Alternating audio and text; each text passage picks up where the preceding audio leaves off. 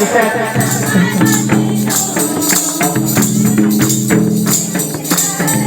अमर उन्मा जी हैं।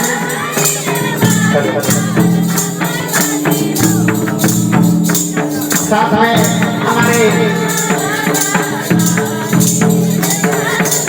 बड़े भाई